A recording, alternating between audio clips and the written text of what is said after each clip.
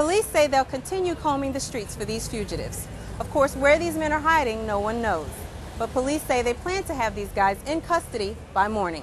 Reporting downtown, I'm Monica Mathis. A new survey shows that customers who subscribe to high-speed internet plans could pay $150 more if they decide to terminate their service before their contracts are up. Companies impose the early termination fees. The mayor says terrorism is a major concern. And with a city full of waterways, the police need to be able to access all areas.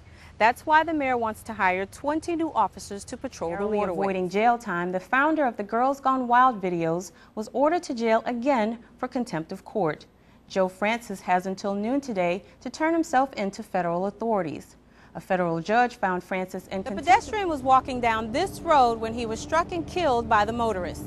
One witness told me they saw the motorist drive up onto the sidewalk, hit the pedestrian, and then take off at a very high rate of speed. Back on land today.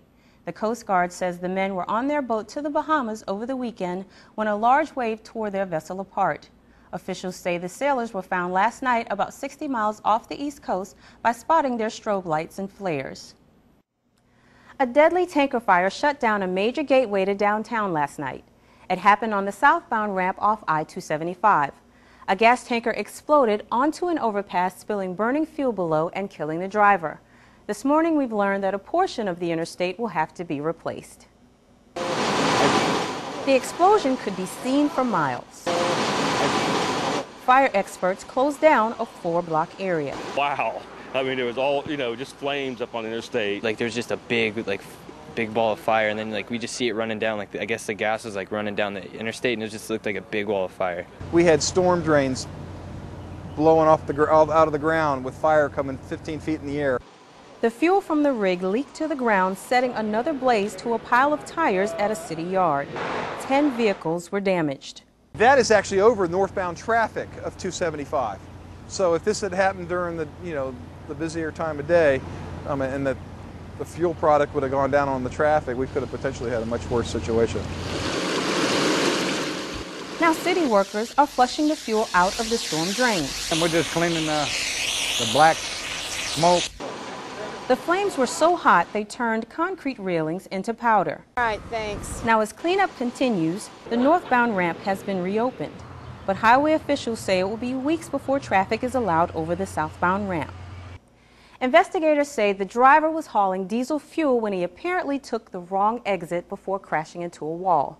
The driver has been identified, but the victim's family has not yet been reached. Back to you at the news desk. Details are still coming in right now. She joins us at the location. Bring us up to date with what you know.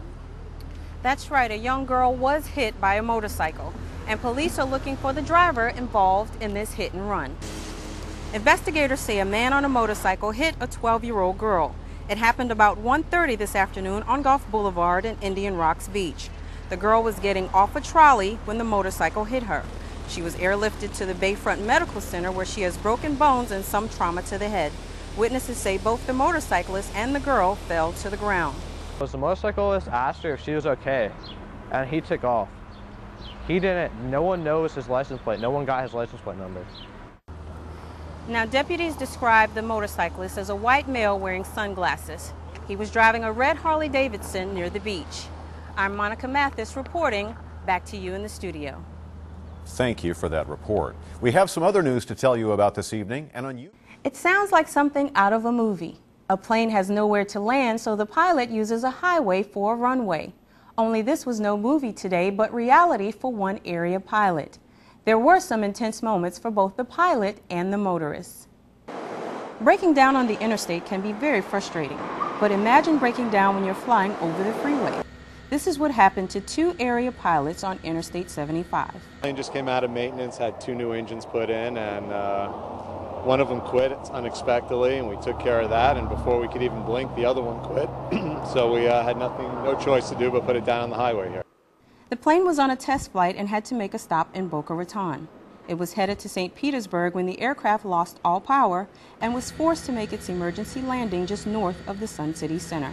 Lined up over the medium, and as we were descending, started to nudge over onto the highway, and this guy in a SUV sort of looked out, and he started to pull over. He got into the far lane, so he knew that we were having some troubles. Motorists on the ground had to veer off the interstate to avoid the landing aircraft. I did a quick take because I saw this plane go by me, and I thought, this can't be. We were losing about 1,000 feet a minute. So, yeah, you could do the math. We were at 1,700 feet. So, you know, within a minute and a half, we were committed then to get it on the ground. Both men on board were experienced pilots. It could be some time before we know what caused the engine failure. The next big challenge will be getting this plane off the interstate and back to the airport. Highway Patrol says a special aircraft towing vehicle will be brought out tomorrow morning. Back to you at the news desk. And she joins us with this story. Tell us what's going on out there. The next time a suspect tries to run on foot, don't be surprised if police chase the bad guys on a Segway. That's right, police downtown will start using Segways to help fight crime. Today, the city's police department showed off their new crime-fighting vehicles. The police now have 5 of them. The Segways can go up to 12 miles an hour and, of course, are very quiet. Each device costs about $5,000, and officers will use them to patrol this area and some shopping malls. Police say Segways allow them to go where pedestrians go and promote positive police interaction. These are new. These draw more interest from the public. People come up, want to talk to you, want to learn a little bit about the unit itself. Now, Segways are actually illegal in most cities, but of course are legal here. And if the Segways work out here, police plan to purchase more to use in other neighborhoods. Reporting from downtown, I'm Monica Mathis. Back to you in the studio. Thank you for that report. Coming up next.